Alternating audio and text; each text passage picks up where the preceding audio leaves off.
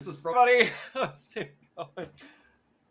This movie somehow, by changing roughly 4 minutes of it, change the outlook of the whole series. I don't know a damn thing about how the rest of these movies go, but wow, some shit's different. Some shit contradicts itself, but wow, is it different? Mm-hmm. Just little comments. We're going to get into some stuff because we're going to talk about some stuff with not just the movie, the dubs, and our personal opinions on some things. But Mike, go ahead. All right, starting from the very beginning, we are covering the rebuild films, starting with 1.0, You Are Not Alone. After the second impact, Tokyo 3 is being attacked by giant creatures called angels that seek to eradicate humankind. The child Shinji's objective is to fight the angels by piloting one of the mysterious Evangelion mecha units. That is the very loose synopsis. What I have to ask is, I have a couple of questions to ask. Fire the fuck away. Number one, to the best of your ability, who would you say the target audience is for the rebuild films? Children born in the 90s that hope they wanted another shot at Ava. Yeah. Okay, do you... You want to know who the target series of this Evangelion rebuild films is? Ano. Okay, yeah. Yeah. I was gonna ask, like, do you think that someone who has never seen the series should jump to the rebuild films, or no? I want to see how it ends. It can't be any worse or weirder than the original series, but I want to see how it all unfolds. I will better be able to answer that question after these movies are done, because we watched Death True Squared, and that did the whole 26 episode series up to the last 3 episodes within about an hour. But this did like 5 episodes in an hour. Yeah, but the difference between this and Death and Rebuild is that wasn't a fucking movie. That wasn't even a highlight reel. How dare you call that a movie? Well, okay, I'm sorry. That recompilation of scenes that had some string music added to it. On a $5 budget. It wasn't even the action either. It was like literally the most... Yeah, hey, don't worry. Sega pitched in that $5 to get these movies made. But it's like, the weird thing is, this is a different... Like, again, wow, boy, we're not 5 minutes in, and I'm mentioning Gurren again. In the Gurren movies, they kind of change some things, but it doesn't change the show. Yep. They change the journey, not necessarily the destination. The destination, exactly. The ending fight. You face off against all the 4 generals, and everyone turns into a giant spiral energy as they go at it and destroy all of them. That's different. Yeah. Same end result. All the 4 generals are gone, and then they're off the Teplin to go face Gino. Yep. There's stuff in here that is just, it's a different show. So people, and again, like, we're going to get a different pilot in the next movie that's not been there. There are straight up fucking Gundams that come up later on from that little preview that we saw. This is a different series. Like, this is literally rewriting the whole thing. So it's going to come up with personal opinion. And I don't know how to ask someone, hey, what's your personal opinion of these 2 things you haven't seen? Are you going to enjoy, like, here's what the thing is, like, are you going to enjoy, say, if you thought this was better, if all of us collectively think this is better, are we going to say that we thought it was better because it was better done, or if it was better because we preferred it over how they did it originally and they improved upon it? So we'll get to that answer. It's a really hard answer. So let's get one thing straight. this movie, this first one, covers episode 1 through 6 because I know exactly because they shoved 2 episodes of plot into 17 minutes. And that's when Shinji gets to Nerve and then fights the first angel that they encounter. Yep. And they do episode 3. They glaze over episode 4 like it never existed. Thank God. I will give them credit though. We're just breezing over a wall of what happens.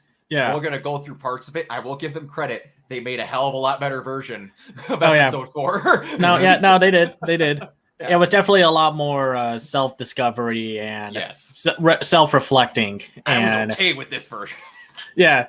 And then they change a few. I say change like, oh, it's just a detail here and there. No. When we get to Ramiel, they change so much. I mean, it's still the Diamond Angel thing, and then it starts shape shifting into like something you see in a techno music video. you can tell that the budget has You could tell there was one. Yeah. Well, yes. You can tell there was a budget. Well, a few things that I wanted to say about the angels, like whatever the first one was, the fourth angel, Samuel or Satchel. They don't change much of him. He's just like the one you see, and they are mixing like 2D and CGI this time. And it works really well. Yeah, it does. That's what happens when you have a movie budget. True. Be thankful y'all haven't seen Tesla Note. If you think X-Arm looks bad, Tesla Note looks just as bad. Anyway, and the second Sam Shell and Ramiel are both CGI for obvious reasons. And they do something I think was kind of interesting with Ramiel. When he starts drilling into the ground, I guess spoilers, but if you've seen the original show, it's the same plot beats. Ramiel's drill thing is actually part of its body. It's not like this weird mechanical part of the angel that they did in the old TV show. It's actually like spiraling, oozing down from the bottom of the thing. They change one little detail about Sam Shell. They put one of those little angel masks on the back, so it looks like it actually has a face. I guess someone was like, yo, where's its face? Yeah. And they chugged through so much plot point. And it was actually almost a little too fast for me because they were just trying to get to like each of the important story beats. Yeah. And I know it's probably a budget thing with Gynax and whatnot that everything had to be slowed down and dragged out. I kind of missed the slower points. It's like they wanted to get through all of the plot beats you've seen before while still having some of the more questionable elements. Yeah, and I think part of that, I've got notes throughout stuff for what I noticed was changed. Same. I think part of it is the fact that I don't know when the time jump happens, but it seems like they went, hey, this first movie is the shit that's the same. Yeah. We want you to know everything that happened in this movie up to this point because it's different after this. Yep. No, I think what happened, the notorious time jump is like the third movie. And because they're going to keep using some of the angels that we've seen from the show. Because you're going to have Kaoru and all that stuff. I just know that it starts changing because I believe Mari shows up in this next one. I think so. I saw the dub cast for it, so yeah, I think that's correct. They showed a little like they said preview thing at the end, and you saw her looking up at like angel cross spikes in like a field. I saw that. I don't know a freaking thing about her, but I'm excited to meet her. She's movie exclusive. They didn't like rechange or reboot. They didn't like retool a character like how since it's Halloween when we're recording this or the Halloween season. It's not like Night of the Living Dead from the original to the remake where they just changed Barbara to be a more interesting and active character in the remake. Yeah. They don't do that. Well, yet we don't know. I've heard that 2 people from this series are in the running to win the waifu wars, and it's not Rei and Asuka. Yeah. Is it Mari? It's Mari and Toji's little sister. Oh no. Because we actually get to see her. Oh, that's right. We'll actually get to see her. Well, and I've seen a picture of her. She's cute. I will give her that. She's cute. All right. But Yeah, okay, so before we get into nitty-gritty details of stuff, we talked about this a little bit while we were watching it.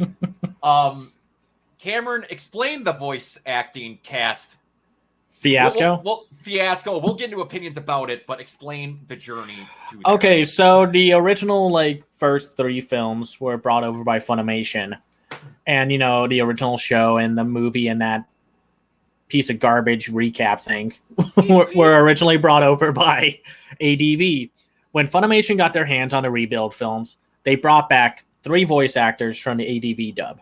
They brought back Shinji, who was played by Spike Spencer.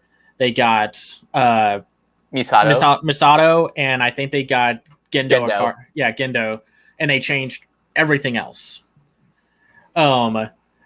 Now with Amazon having everything, because apparently they started giving a hoot about animation again, so they redubbed all the movies, all of them, even the newest one, with the original ADV dub. So Sato sucks. Yeah. Yeah. No offense to her. I remember liking her back in the day, but we had just watched through Netflix, and in my opinion, everyone in that show is perfect. Does that mean I hate everyone as ADB dub? No, I don't. I think 95% of that cast is still awesome. Misato sounds like a nasally teenager. And I hate it. She sounds like Vicky's dork sister, or a character that would be Vicky from freaking Fairly Odd Parents is dork nasally sister. Right. I hate it. that was different. I'm wondering if it's just they just this feels a little cynical to me, because it's people were like, oh, we don't like the Netflix dub because it changed too much, even though very little has changed. And they stuck closer to the original script. And they stuck closer to the original script. Yeah. It's just this is what happens when you have voice actors reprise their roles from years ago. It's like looking at old Looney Tunes stuff and then hearing Mel Blanc's voice change. Yeah. And then it hits a brick wall where you're like, oh, he should retire maybe at that point. Yeah. And Spike coming back, Spike, in my opinion, of all the ones that are back that are kind of off a little, Spike to me still sounds like he's probably 10 years older than what Shinji should be. But Toji sounds like he's my dad. Yeah, they brought back Brett Weaver for Toji. Because they had to, apparently. Well, I love Brett. Well, I love Brett Weaver. No, it's nothing against the voice cast. No. I think there was a damn if you do, damn if you don't thing, because I know we were all very much making fun of Johnny Young Bosch as Toji, but take him back now. Well, that's what happened. He got a little. I don't think he sounded this old back in the day, and then they bring him back, and it's just oh, Toji sounds like a 30-year-old. It's crazy. It's and I get some people can still pull those voices off. Charles Martinet somehow is going to pull off Mario until the day he dies. It's been almost 20 years since the original Ava. We're 4.5 years off. Yep. Some people's voices don't last, or to be able to pull off the same tones they did. And they did back then. You know why I'm specifically disappointed in Toji's voice? Because in the Funimation dub, he was voiced by Justin Cook. Yeah. Now, does that name sound familiar? It does. That's Yusuke from Yu Yu Hakusho. Yeah. Now I can understand why you're a little irritated. Yeah, no, he's also Kirishima for newer anime fans from My Hero Academia and such. So, yeah, you'll recognize him. And it's it's like Gendo in Netflix. Love him. Thought he was great. I'm not upset that they brought back. I literally just looked up his IMDb not too long ago. John Swayze. John Swayze. He still sounds awesome. Yeah. Everybody does. It's just that those ones stand out badly. It's funny. Gendo, between the Netflix dub and the ADV dub, there's not that much of a difference, which is kind of nice. all it is like the register of his tone of voice. That's Yeah. it. Yeah, but other than that, like specific, like the specific register, like their cadences are pretty similar. Yeah. I will say, from some of the things that they decided to keep in this movie, first of all, they don't have that scene where the Unit 1's hand comes up above Shinji, protecting them from falling debris. Yep. They just really just get him, and it's like, Shinji, shut it, get in a robot. Yeah. and then they keep in the creepy little Masato line of saying, like, I'm not going to do anything to Shinji, and it's like, red flag. Buddy, no. They at least say that, hey, why can't you take a joke? That was not in the original or the Netflix stuff. No. He was saying a joke. Yeah. That I will say. But keep in mind, I had to look back at the original episode, and it is the postcard that Shinji gets from her has kanji and an arrow pointing directly at her cleavage. Yeah. There's so many mixed messages. And then, like, when they get to Nerve, she's supposed to be a person that's worked there for years. She walks in the front door and is re-going through plans. She's like, yeah, I don't know this place very well, so we might get lost. I'm like, what do you mean? Did they just refurbish everything? When you go take Shinji to Lilith later, that's supposed to be like a few days later, and you just knew where that was. But yeah, that part contradicts itself. And then they keep like the Ava Unit 1 fight with the Fourth Angel. He goes berserk. The voice is, the roar is still great. That's iconic. You can't change that. No. Nope. They shorten it a little, and then they make the death a little more graphic. But then they don't show the part where the helmet slides off and then the eye forms and such. So yeah, that was different. But there's two lines that when they're talking about, like, when Shinji's on the way there, that are not in the original, or I don't remember them being in the original. They talk about the angels coming from the Tree of Life, or hailing from the Tree of Life, and us coming from the Tree of Knowledge. They're now coming up with new biblical things to throw in that they didn't before. Well, they introducing, like, everything is gone by the ways of the sea scrolls, and it's like, what the hell? When did you introduce that thing? We'll get to that point. Well, like, they got the Dead Sea Scrolls in there before. It's just that later it was some text, but now they're just like, they're like the book of codes in the Sea Scrolls. I'm like,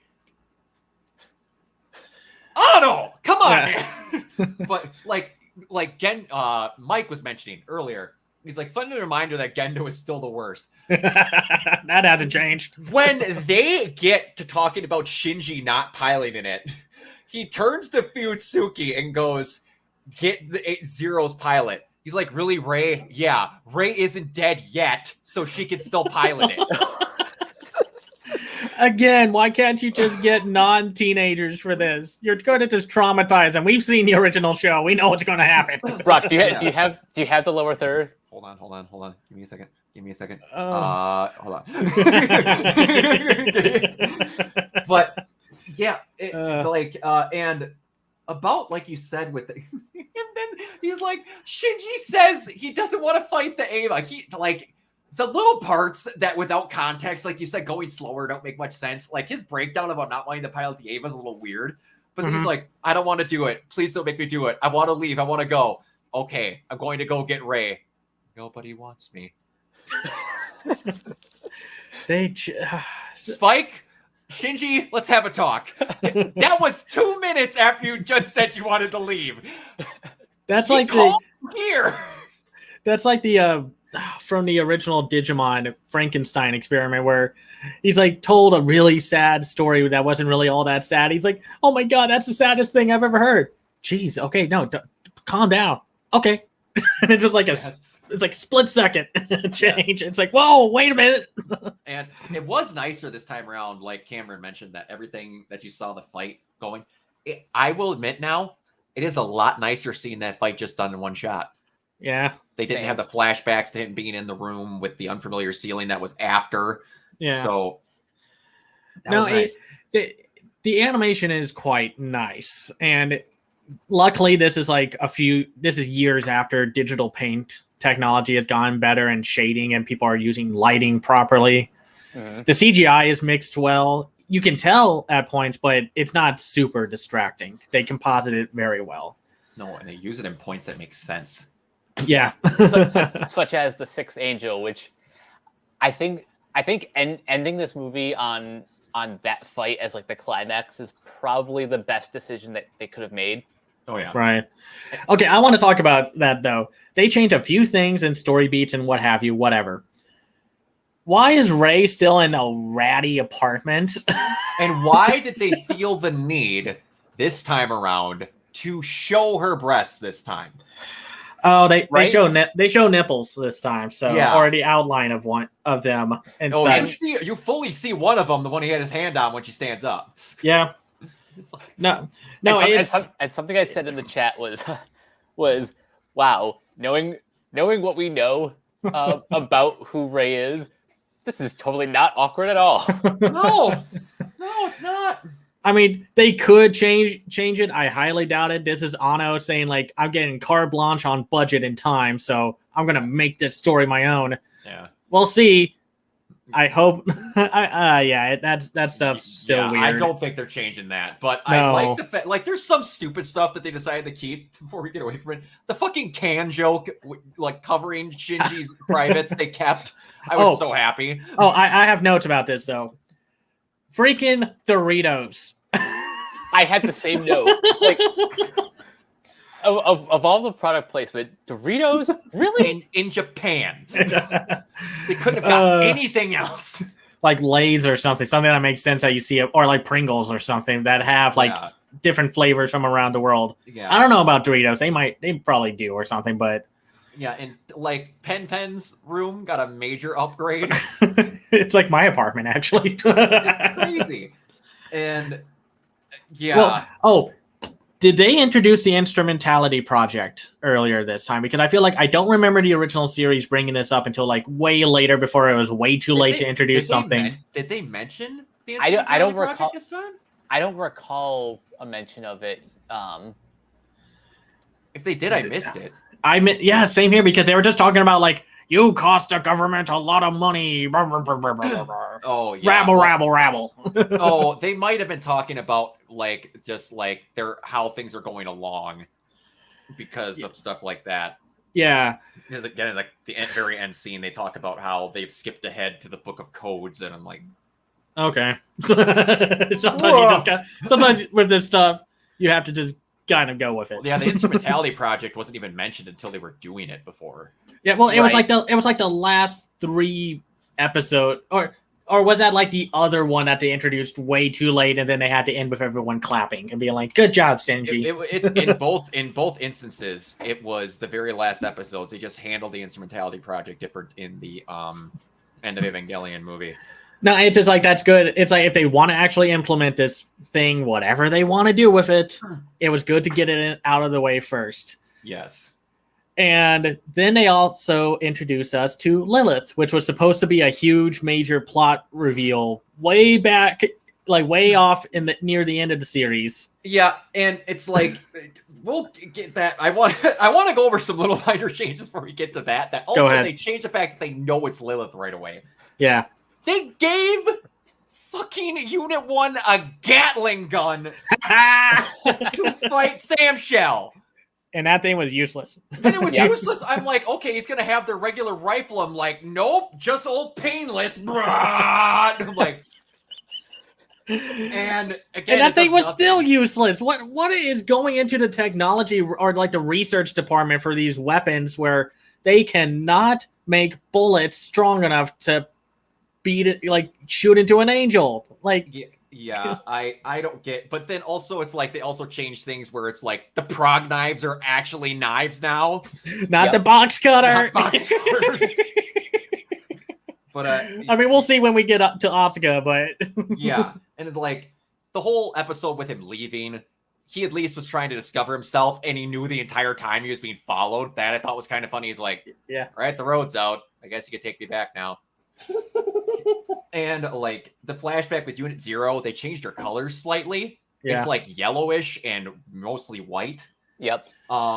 Yeah, And- it was like oranges something in the original series. And did they put like a mouth guard on that It kind unit of one? looked like it. Because it's like, okay, so what was this thing going to turn into Hannibal or something? I don't know, but like I have to ask you guys because that's all the notes I really had up until we get to Ramiel before it starts. Anyways, did you guys feel, in your opinion, that like in the Netflix dub and the original dub, Misato is incredibly endearing, caring, supportive, and all Yeah. this of Shinji. Mhm. She's a bitch to him in this movie. Oh yeah. No, she's Like, terrible to him, and I can't really find a justification for that yet. It's almost like she's playing a. Well, I don't want to say she's playing a different character because at least like up until she takes him like to her apartment, she seems like relatively herself. But Yep. later on, it's like she almost kind of sounds like Ritsuko, but like younger and more brash, but Yeah. Ah, No, that was a very odd story beat, just to make her feel more distant with her. And then they even have that whole talk. It's just like, man, Shinji's dad sucks. He needs connection. And then here she is, just being like pushing Shinji away because he decided to go a little rogue and kill the angel when he only had 3 minutes of battery life. Heaven forbid, he still Exactly. got the thing done. But he did his job. what It's like do he you did the thing want you him to guys do? bitch at him for. In the original series, you bitched at him for not having a backbone. He I mean, finally if she- had one. He got mad. I mean, if she was like I could understand if she was worried, but the context of it was not that. She was mad that she didn't follow orders.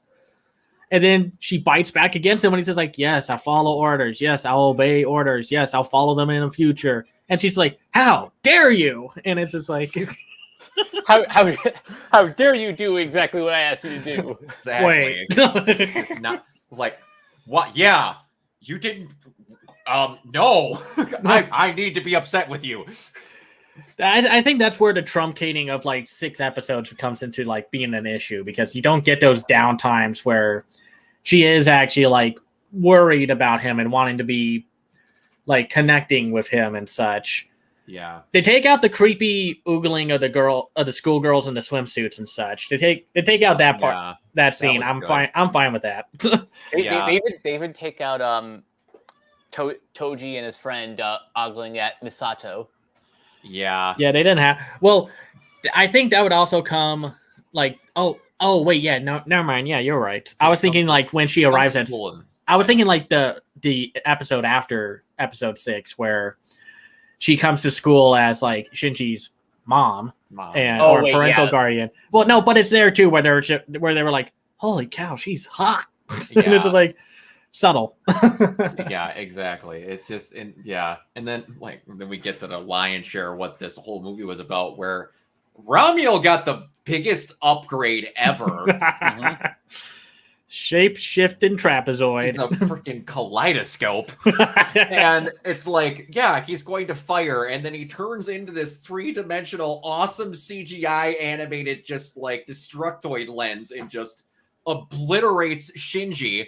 And he's like, take him back down. We can't. Why? Because what we take him back down with got obliterated. He's fucked. They had a shield thing.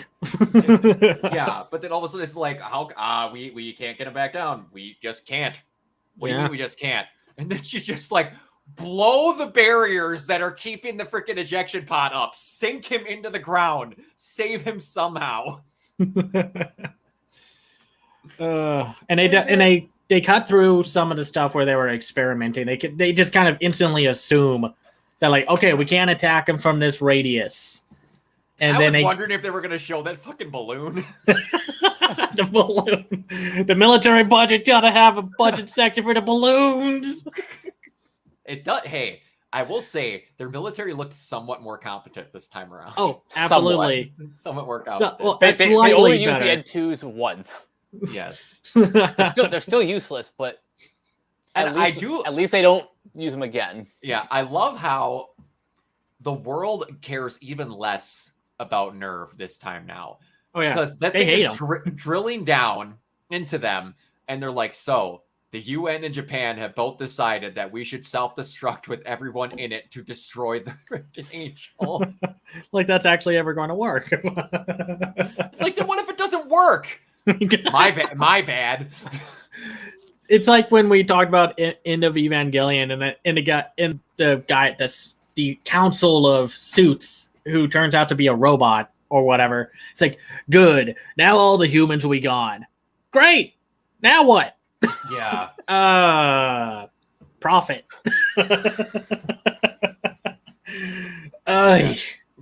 And like, we'll get to them. yeah, and like one thing that I feel was hammered way harder than it was at the point in the 6th episode where it's like, I don't think I should be an Eva pilot anymore. Why am I an Eva pilot? Why did they choose me? Even as he's about to fire the rifle at the end, he's just like, I don't know why I'm here. As he's expertly aiming the rifle at the zeroing point, about to do his job perfectly. They shouldn't have picked me.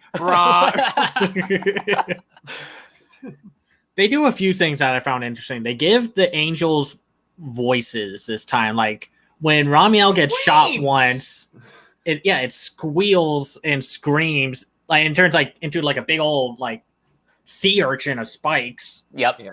And then Florence back being like, "Oh, you guys are done." Yeah.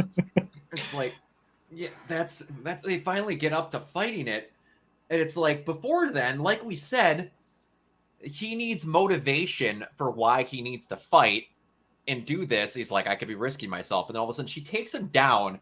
And they totally change what the freaking way down to Dogma is. Yeah. It used to be just an elevator, and now it's like nerve endings and like entrails and all this other shit. It gets a little overly complicated how they get there. It becomes an amusement park of technology, technobabble. It becomes Anno having a budget and no one being able to tell him no.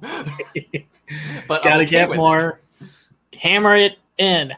Yeah, like they get down there and again, this is like finding out that Darth Vader is Luke's father 5 minutes into A New Hope. Yeah, like they show him it, and they're like, in Ava originally, for people that are somehow only watching these movies, they're like, yeah, that's the first angel, Adam. That's who we believe that to be. I'm like, and now she's just like, by the way, again, we mentioned that Misato said she didn't know her way around Nerve roughly an hour ago in this film's time period. Just takes him down and goes, yeah, that's Lilith.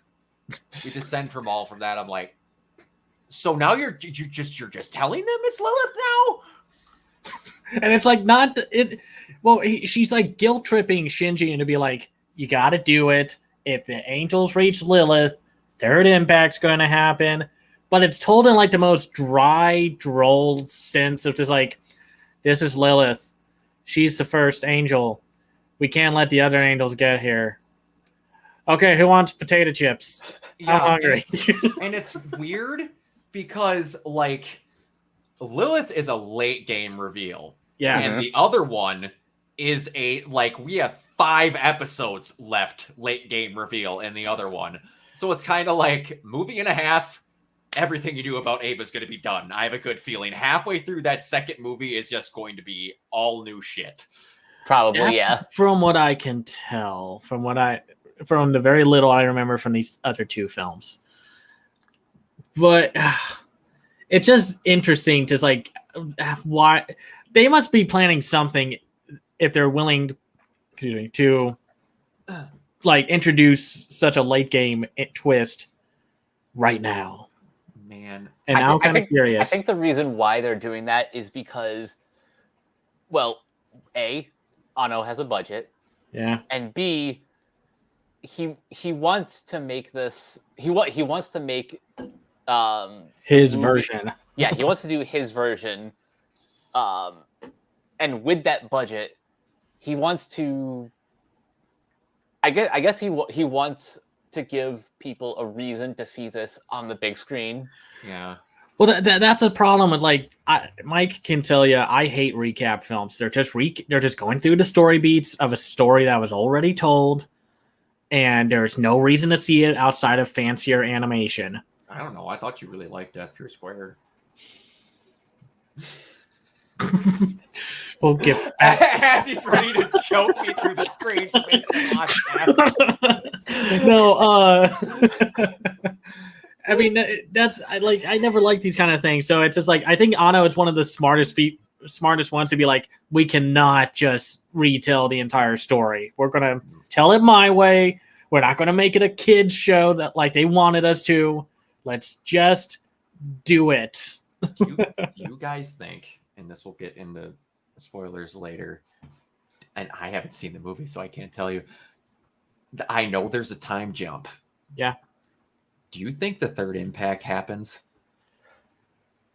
Considering how they introduced two different late game players at the near the end or at the third act, and like it somehow fails and like doesn't like, or it like something with the third impact has to happen before that time jump. I think. I feel like or something happened, and we're just gonna have to find out what that is. Yeah.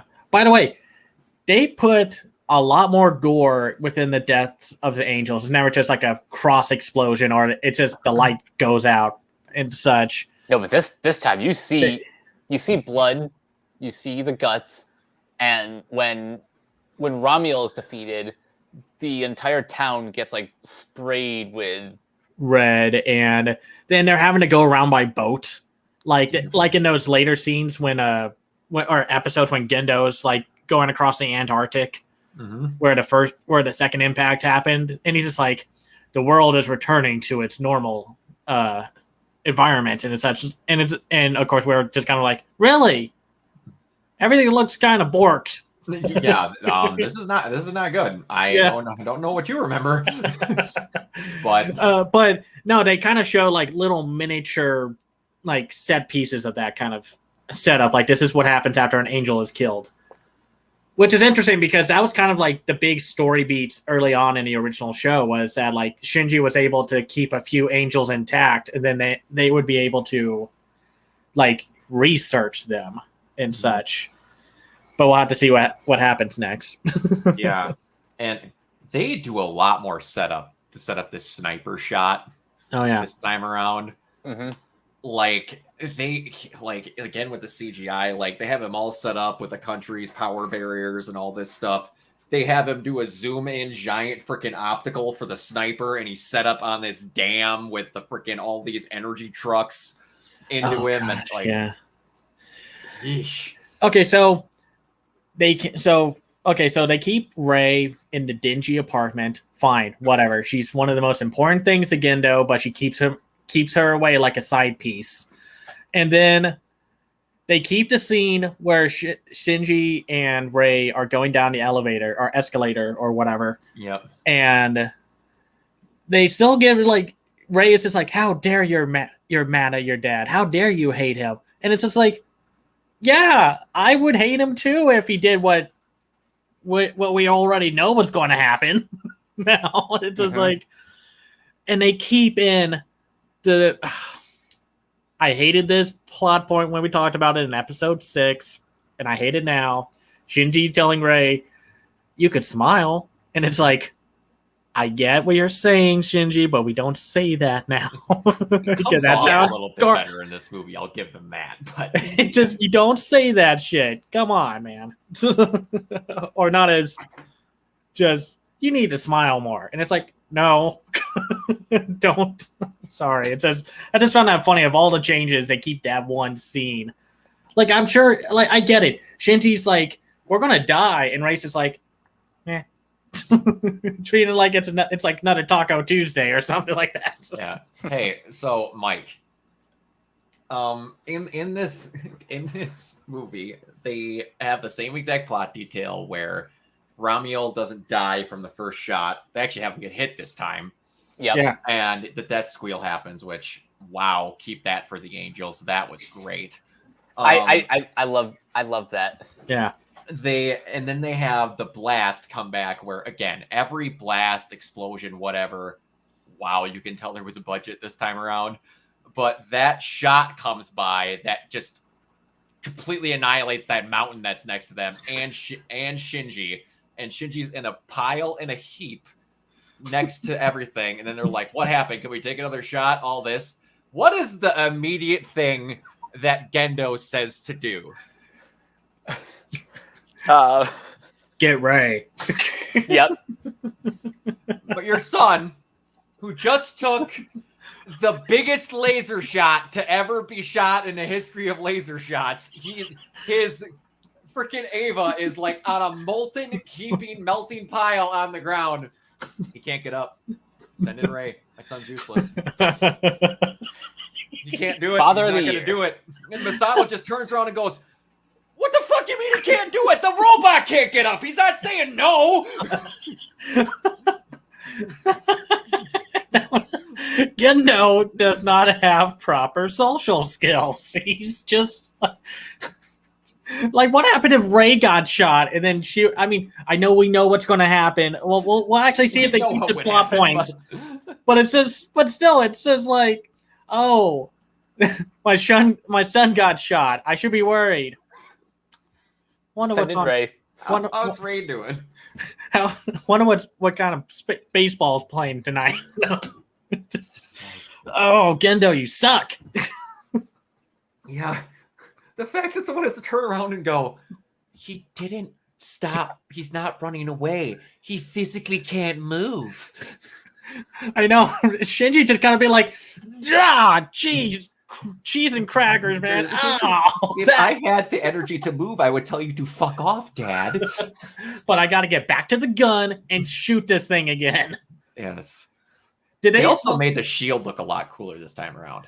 Yeah. Yeah. I did Instead like of that. just like a, instead of just taking the exoskeleton of a rocket shuttle.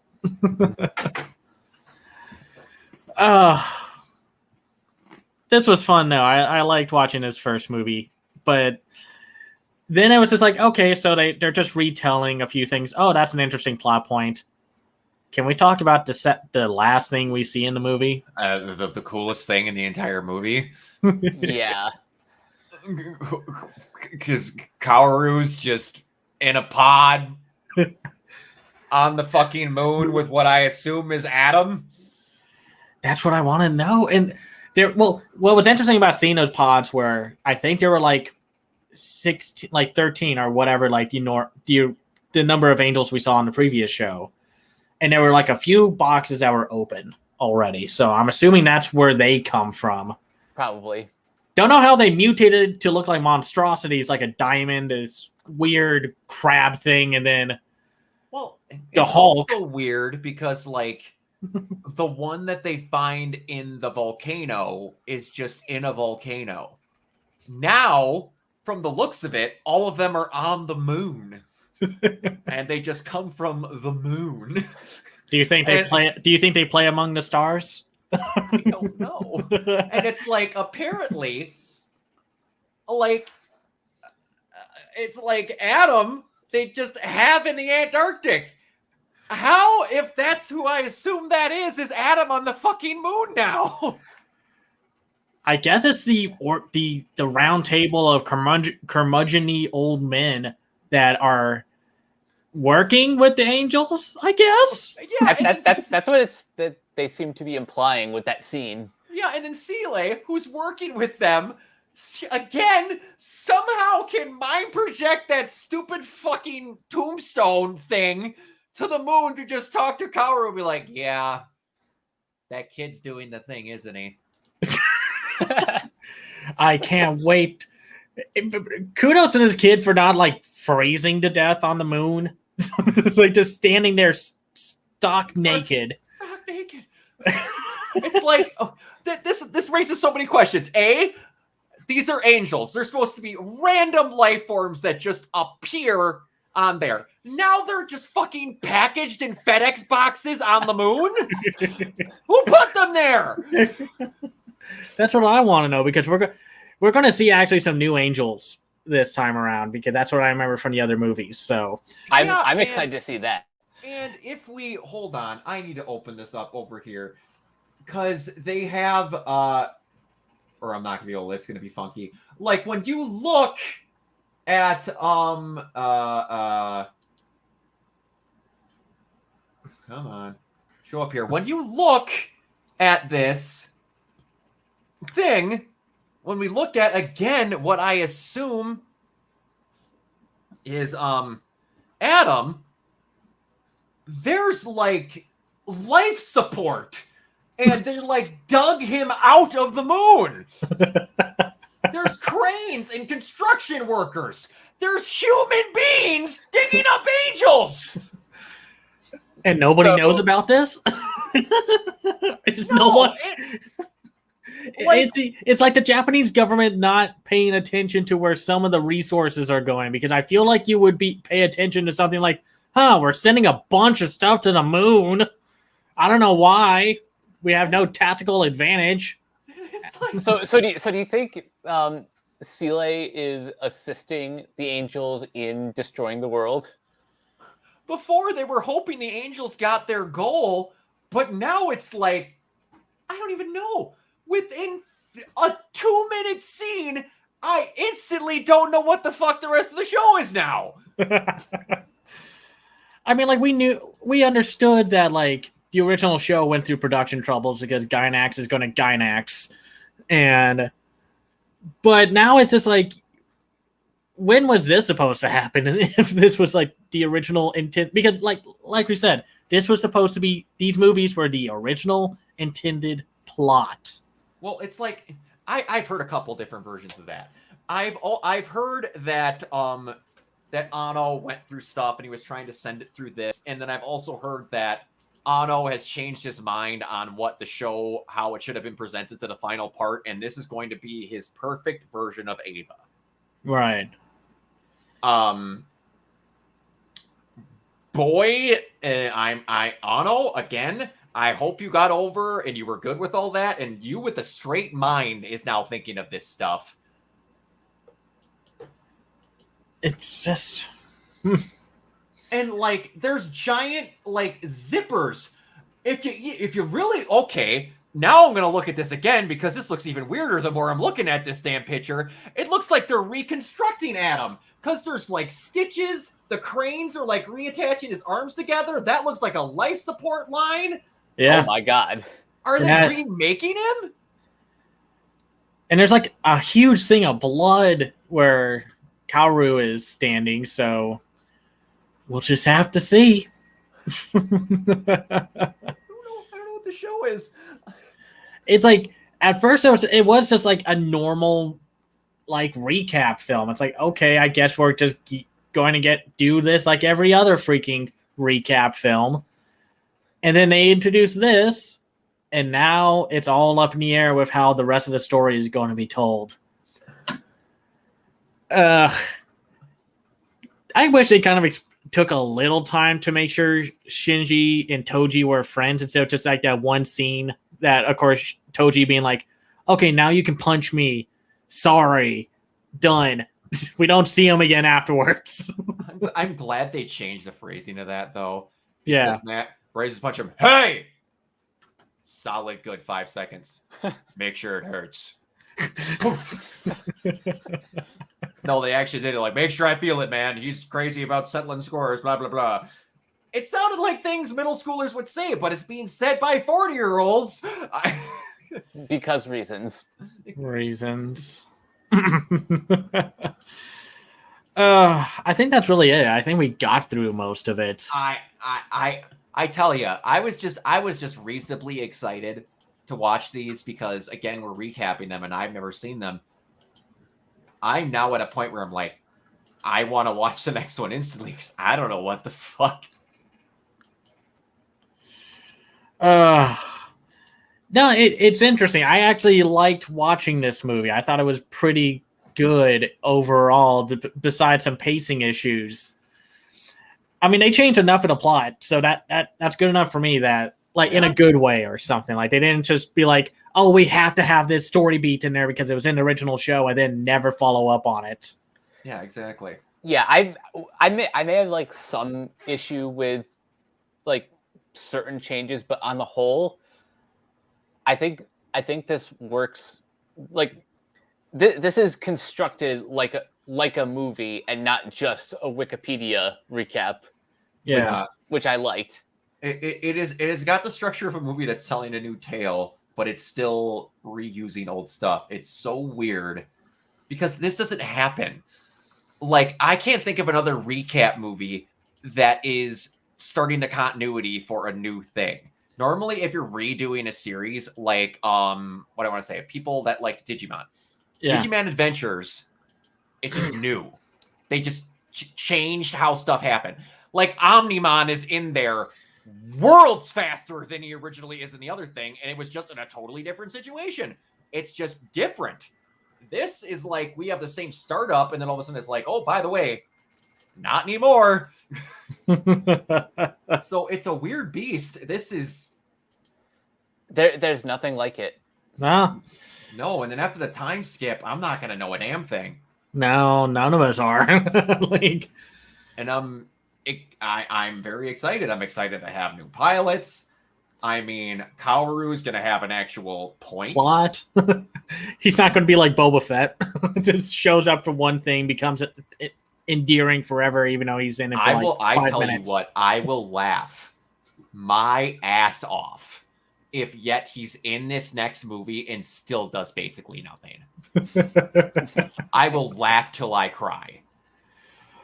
It'll depend on what they keep, and I hope they. I wonder if they're going to explain, like, because I know we're going to see Asuka and such, and I'm wondering if they're going to explain how they get the two ships into that one angel with whatever they didn't explain it. I don't know, and then you gotta. I'm excited. I want to see if they explain that because I remember we were like, so those people were just okay. They just going in there. It's okay. Like they were just holding their breath, waiting to fire the missiles. But no, I can't wait. And like I said, I maybe would have liked the movie to be just a little longer, just to have some breathing room at points. Don't worry, wait till we get to the fourth one. Oh god, I know. Yeah, we're good. The fourth one's like 5 hours long. No. It's potentially the longest animated film. It's like 3.5, but no, who's counting? Yeah, no. So, Mike, I asked you this with the original episodes. How's the seatbelt working? We're in the sky. We're in the sky. We're in the sky. The seatbelt sign is off. We are rolling. Well, it's a totally new trip. Like, we're into the unknown now. Actually, it's not an airplane anymore. It's a rocket ship. You're a rocket ship. We have launched into the stratosphere. I'm just staring at this picture, and I'm just like, because I have to go. What exactly? Hold on. Amazon.com. Because if I remember correctly, where is it? Prime Video, please. Can I has cheeseburger? While he's looking that up, I'm just gonna take a minute to rant about how awful the Prime Video user interface is. Yeah, it's terrible. Like, you can't find anything unless you know exactly what you're looking for. Oh, it's the worst. Which is why whenever I want to watch something that I know is on Amazon Prime, I will search it in Google first. Yeah. Because Google will tell you where every movie is everywhere. That's exactly how I did it, and that's exactly how I just did it. What I was going to say was the wait for these people with these movies got ridiculous at points. The first one came out in 2007. Yeah. The second one, 2009. Third one, 2012. Yep. Fourth one, 2021. Yeah. I mean, hey, they gave him carte blanche. He wanted to make his movie, so and then he also had to make Shin Godzilla. So well, that's very true. And Shin Ultraman and Shin Kamen Rider, which I'm actually looking forward to. The teaser for the Shin Kamen Rider one looked great. Can't wait to see. I can't wait for Shinji. Oh, man. And also the fact that Anno, as soon as that movie came out, went, yeah, my journey to finding the perfect end to Evangelion. Very first line quoted to him in that article. I could see myself visiting these characters again. No. I didn't want to bring that up because I was like, no, this is the end. You made 4 movies. Get on with your life, Anno. Make something else. I beg you. I love you, but do something. Such a creative mind. Such a creative mind. I know you're best friends with Miyazaki. Why don't you go to Studio Ghibli and make something for them or something? Just like I want to see a Studio Ghibli mech film. That would be fun. That would be fun. I don't even know what that would be. They'd all look like the Castle in the Sky robots. I could have Hal's Moving Castle fighting a giant Totoro. Oh god. Have a mecha battle of all the characters from Studio Ghibli films. And Ponyo's the winner. It's the ultimate showdown of Ghibli destiny. Hal is a new Shinji. I don't know. Anyway, we got off track. I'm glad we did this. Yeah. I'm really looking forward to these now. Same. It's gonna be so hard for me to not watch the next one until we're ready to record, because man, it's like rewatching it with you guys for the recap. I'm like, I know what happens. And now you don't. Oh shit. All right, but yeah, I think that's all we got. And we've had Unit 1 is important on the bottom part of the screen for the whole thing. He's really important, guys. We should just keep it up there at all times. Yes. Troll. Constant reminder. Troll the viewers by having to change every once in a while to like, hot dogs get a bad rap, you know? Just like make movie references down there. I thought about changing it that stupid improv line from it's one of my favorite jokes of the whole movie, but the line that Jim Carrey improv when he's walking out of the bar after meeting with Mary, and he walks away and he goes and he sees that thing about the moon landing and he goes, "That's great. We landed on the moon." We could have used that, man. I didn't think about If we knew that was coming up, we could have had it. But yeah, man. But all right. Let's get out of here. I'm gonna be so freaking impatient on watching this next one. Cameron, where can they find you? You can find me on Twitter at twitter.com/CamsEyeView or at CamsEyeView. I run my own website called CamsEyeView.biz where I review animated films and shows from around the world, called The Other Side of Animation.